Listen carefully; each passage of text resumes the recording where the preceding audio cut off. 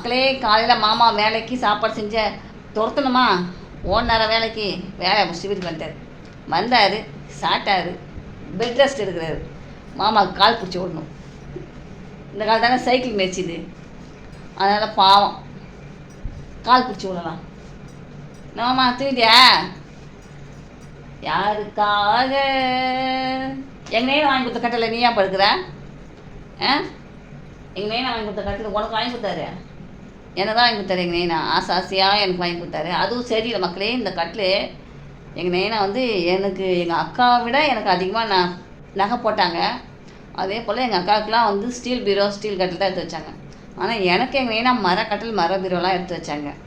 அதையே இவங்க சொந்தக்காரங்க, அதாவது எனக்கு மாமியார் மாமனார் கிடையாது, எனக்கு மூத்தார் ஓரவத்தி தான்.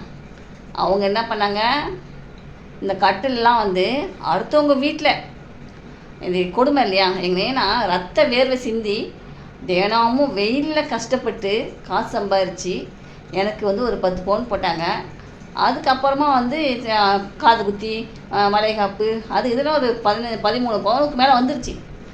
ஆனால் இவங்க வீட்டில் என்ன பண்ணாங்கன்னா, சொந்தக்காரங்களாம் இந்த கட்டில் எங்கள் நைனா போய் கடையில் போயிட்டு, எனக்கு எங்கள் வீட்டில் எங்கள் நைனாவுக்கு ரொம்ப பிடிச்ச பொண்ணு 3 பொண்ணு. நாங்கள் அதில் ரொம்ப பிடிச்ச பொண்ணு யாருன்னு பார்த்தா நான் தான். எங்கள் நைனாக்கு என்ன தான் ரொம்ப பிடிக்கும். அப்படிப்பட்ட ஒரு பொண்ணுக்கு இவங்க வீட்டில் சொன்னாங்க, அடுத்தவங்க வீட்டில் படுத்து கிடந்த கட்டில் உங்கள் அப்பா உனக்கு எடுத்து கொடுத்துருக்காங்க, இது பழைய கட்டில், அடுத்தவங்க வீட்டில் படுத்துங்க அந்த கட்டில் அப்படின்னு சொன்னாங்க. பாருங்கள், என் நெஞ்சே வெடிச்சிருச்சு. எவ்வளோ கஷ்டப்படுத்திருக்காங்க. எனக்கு அத்தை சொந்த தாய் மாமா பொண்ணு. நான் எனக்கு சொந்த அத்தை, எங்கள் நைனாக்கு சொந்த தங்கச்சி. அவங்க இருந்தால் கூட எனக்கு இந்த அளவுக்கு சித்திரவதை பண்ணியிருக்க மாட்டாங்க. ஆனால் இவங்க அண்ணன் மனைவி, இவங்க அக்கா எல்லாம் சேர்ந்து அடுத்தவங்க வீட்டில் படுத்துக்க அந்த கட்டில் உங்கள் நைனா உனக்கு வாங்கி வச்சு கொடுத்துருக்காங்க, கேவலமாக இல்லையா அப்படின்னு கேட்டாங்க.